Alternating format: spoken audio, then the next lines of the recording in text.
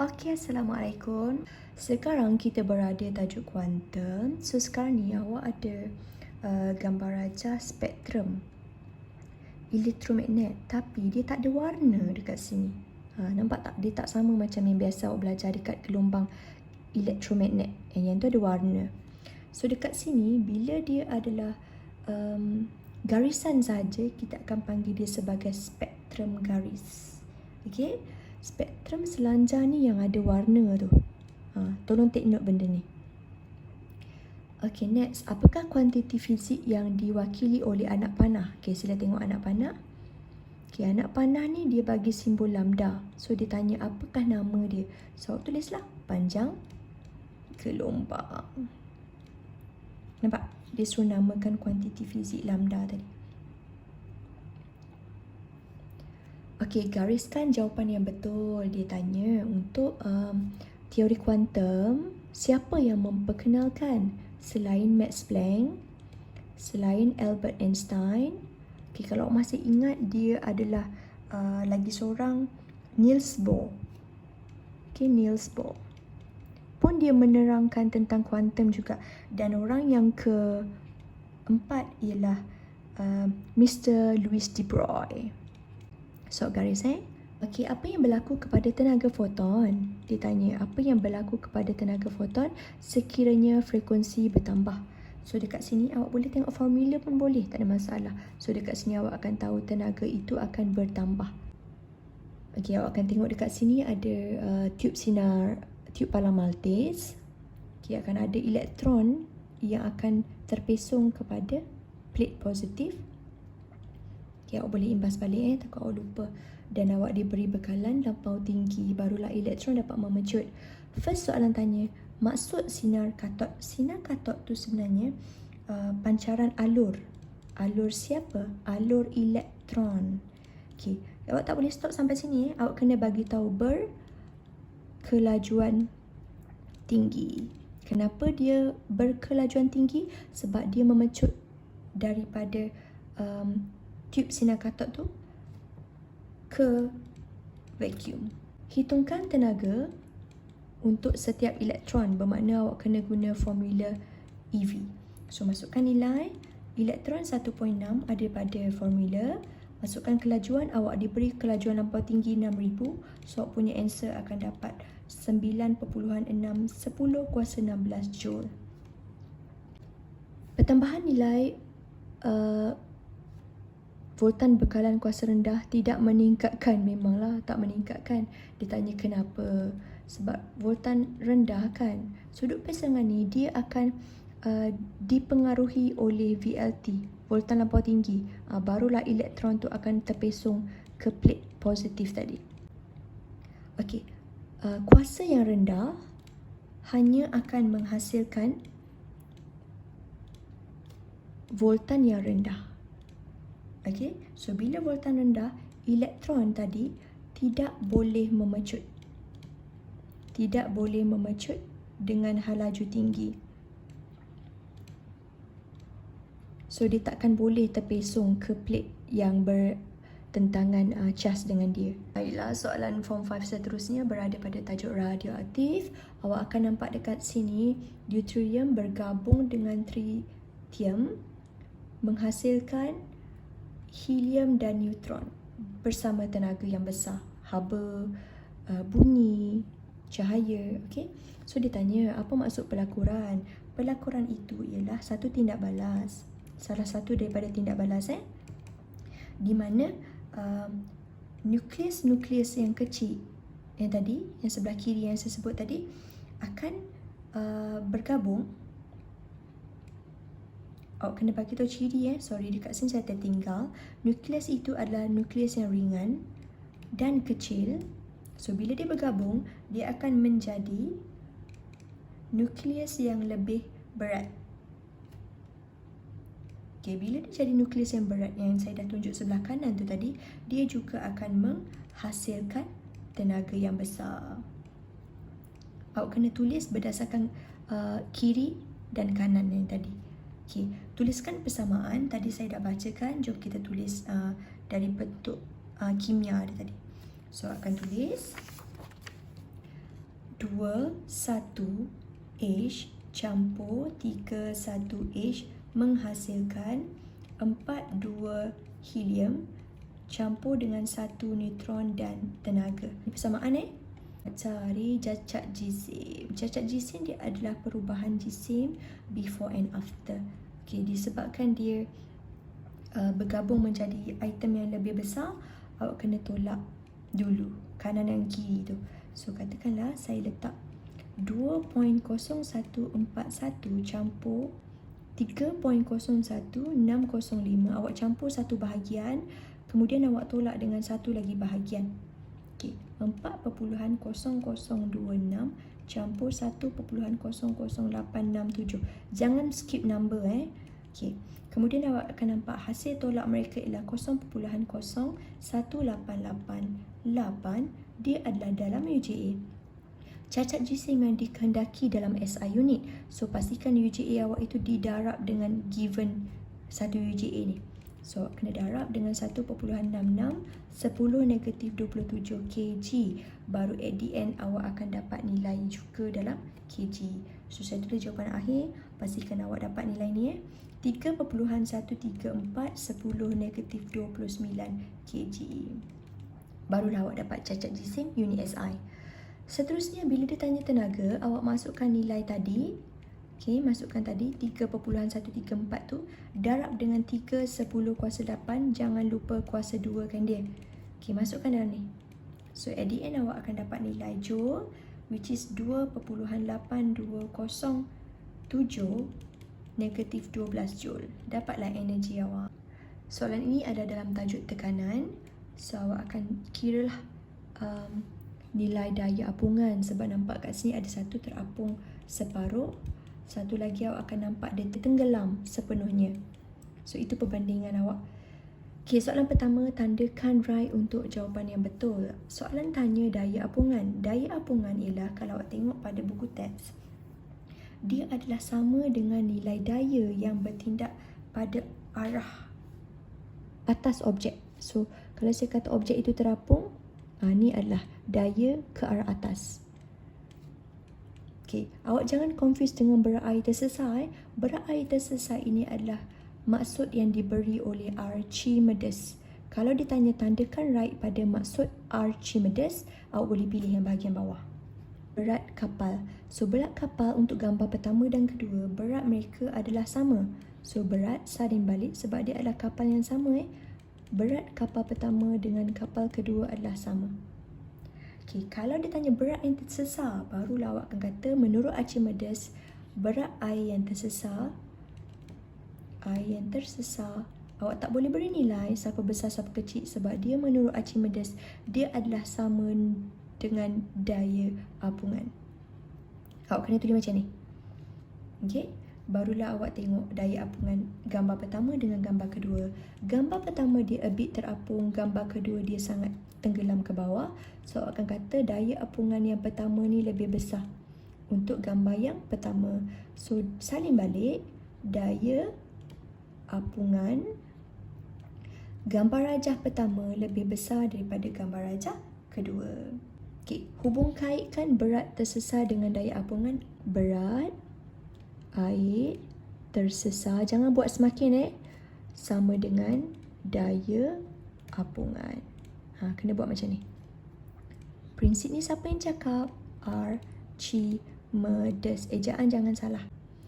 Sekarang awak dikehendaki mengira berat air laut yang disesarkan. So untuk kira berat laut yang disesarkan, awak kena samakan dengan dia punya daya apungan. Rho G V. Okey, untuk soalan E nombor 1, kira berat air laut. Saya dah tulis siap-siap untuk awak. Okey, dengar. Berat sama dengan daya apungan menurut Archimedes. Okey, formula daya apungan awak dah tahu dah, Rho G V. Okey, pastikan unit mereka semua setara. Katakanlah sini awak given C cm. So awak kena tukar kepada meter. Awak kena pandai tukar 1.2 10 kuasa 9 cm3. Macam mana nak tukar? 1 meter bersamaan 100 cm. Kalau 1 meter cube berarti 100 cm barulah dapat cm cube. So awak kena bahagikan dengan 100 kuasa 3. Barulah at the end awak akan dapat nilai dalam meter cube. So nilai meter cube awak adalah 1200.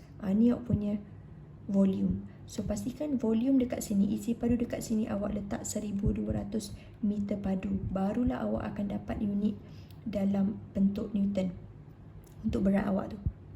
Seterusnya soalan tanya berapakah daya apungan. So satu markah je ni, of course awak tak perlu mengira, dia akan ambil balik berat air tersesar 1.2 10 kuasa 7 Newton. Dekat sini adalah daya 2. Okey, kalau saya boleh buat satu triangle dekat sini, dia ada tuas ocah, sin, cos, tangent.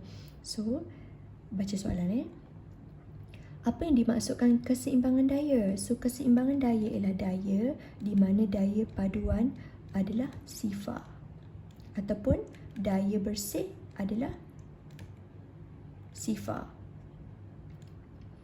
Okey, next. Lukiskan segitiga bagi melibatkan berat dan tegangan. Okey, kalau saya tengok pada gambar, saya ambil tegangan tali ke pemegang ni sebagai T, tension.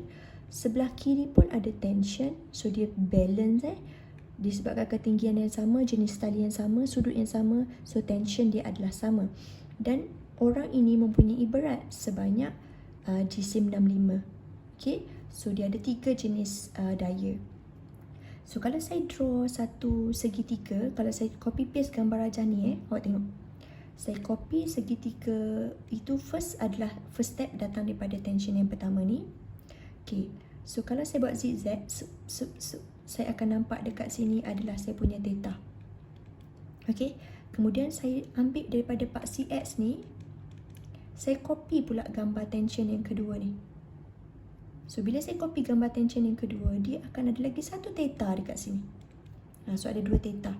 So tension pertama kanan, tension kedua kiri, dan saya turunkan saya punya berat orang ni ke bawah. Circulation, berat, ke tension. So dapatlah gambar segitiga. Saya pun draw lah semula dekat sini. So saya buat berat, tension with 2 theta. Okay, pakai pembaris Untuk soalan C, dia suruh awak mengira. So bila suruh awak mengira, awak kena pastikan gambar rajah awak tadi dipecahkan menjadi satu triangle yang tegak. Kalau saya boleh lukis gambar macam ni, tension yang atas tadi tu, yang sebelah kanan tu, awak ambil dia punya sudut theta tu. Okay, nanti awak akan turunkan berat tu ke bawah. So akan nampak dekat sini dia adalah sin tau. Sin theta so, betul? So kalau saya masukkan nilai sin theta, theta awak diberi sebagai 20. So saya akan letakkan siap-siap 20 dekat sini. Opposite awak ialah weight, hypotenuse awak ialah tension. Okay, kalau saya jadikan W tu sorang-sorang, awak akan dapat adjust lah T ke sana. Okay, namun demikian awak mesti ingat tension awak tu ada kanan dan kiri. So dia ada melibatkan 2 tension. 2 tegangan darab sin 20 bersamaan dengan W. Barulah awak boleh selesaikan. Okay, masukkan nilai. Sin 20 ialah 0.34. Weight ialah jisim darab graviti. Okay, cari T, tekan kalkulator, awak akan dapat 937.72 Newton. Sebab soalan tanya hitungkan tegangan kan. Okay, antara cara menggerakkan dengan menolak, ni sama macam soalan Melaka ni. Dengan cara menarik, kita tarik. So menarik ni tak nak penat. Okay, so ada 2 cara menolak, sama ada K ataupun M. Satu lagi saiz tayar. Nampak ni? Okay, ni saiz tayar besar. So dia akan lebih stabil. So saya akan memilih K Saya nak tayar yang besar, barulah dia senang nak tolak. Okay, pada tapak pembinaan, kereta sorong mana yang paling sesuai? Of course, kita akan tolak dia. Sebab bila kita tolak, dia akan kurangkan awak punya kerja. Daya yang awak beri itu rendah. So, dia tak susah. So, dia stabil. Ni paling mudah lah. So saya akan pilih kereta sorong K. Baik, soalan form 5 seterusnya berada pada nombor 8. Ini adalah tajuk elektrik sebab awak nampak ada bekalan kuasa, voltan. Okay, so first dia suruh awak takrifkan. So bila awak diberi voltan dan power, awak kena bagi tahu takrif ini adalah kerja yang boleh dilakukan. Okay.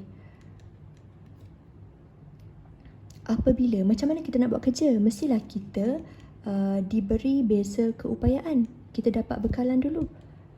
Kena mention berapa beza keupayaan yang awak dapat. 240 volt. Okay, bila awak dapat voltan, awak boleh buat kerja, betul?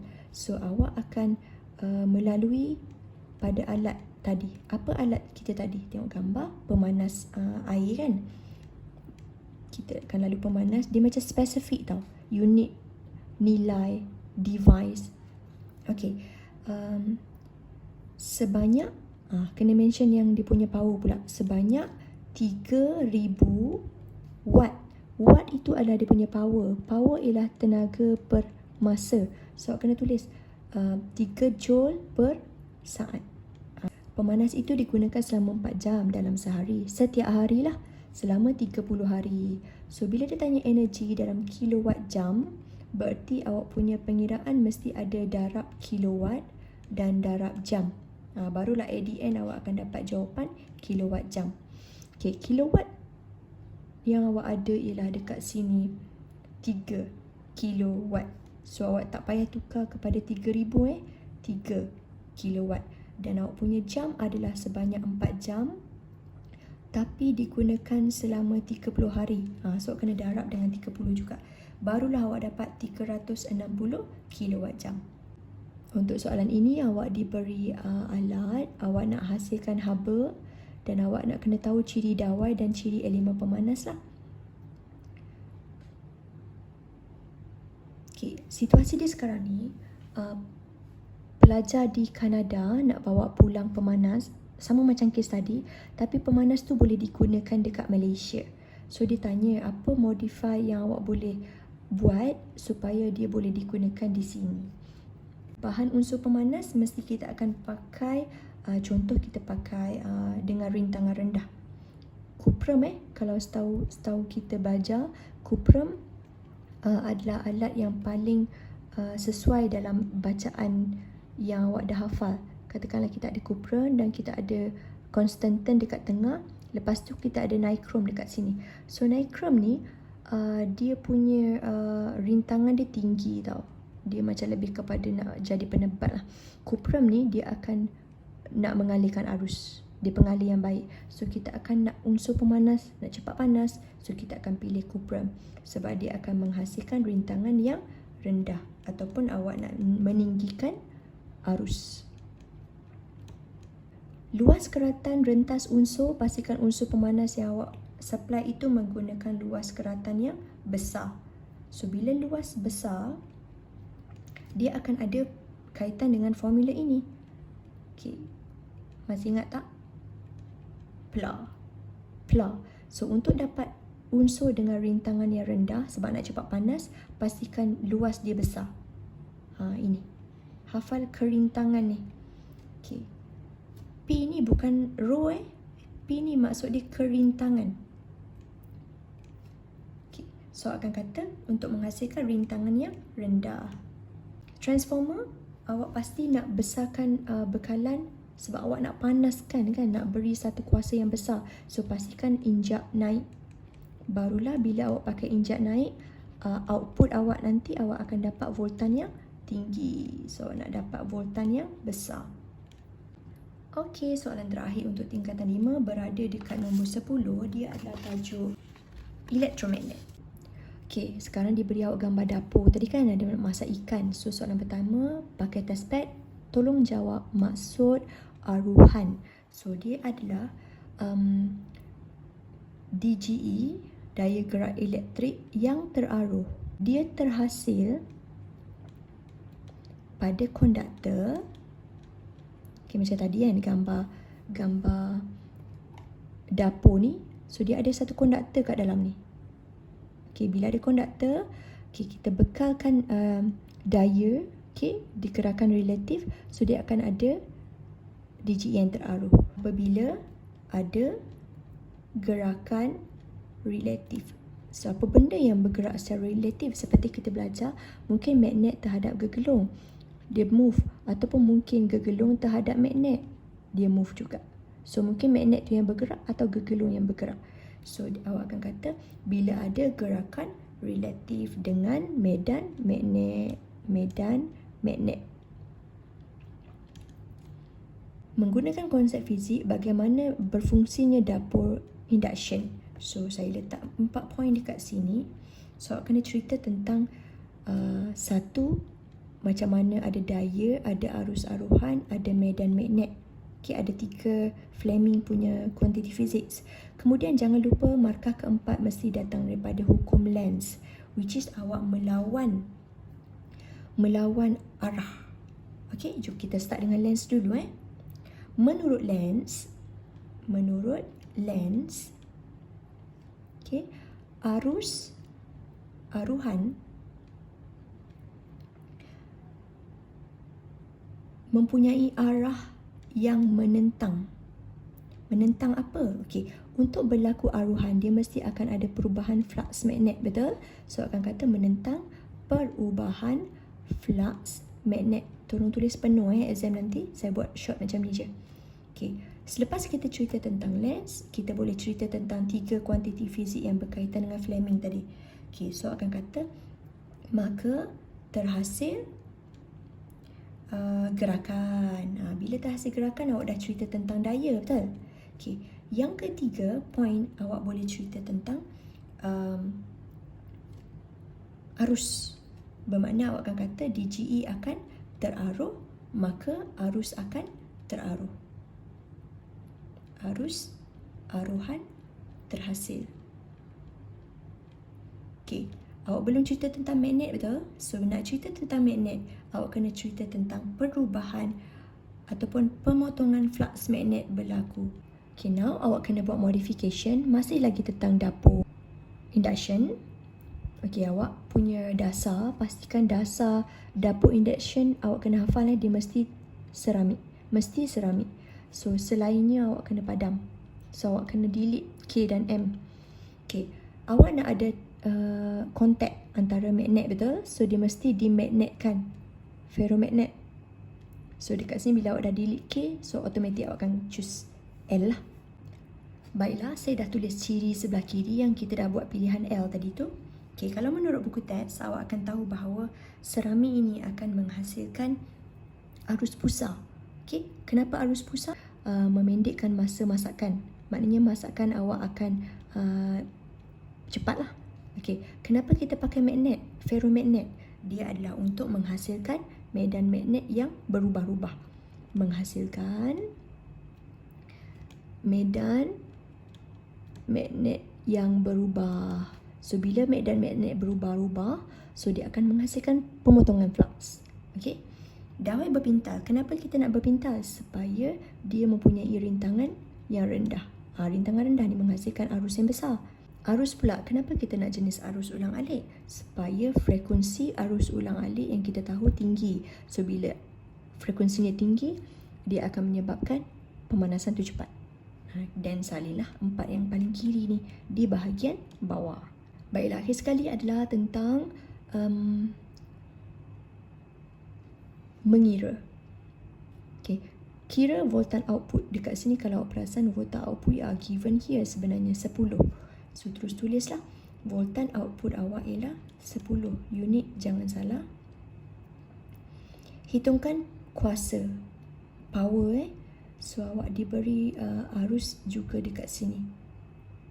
So, power formula dia IV. So, I 0.2. 240.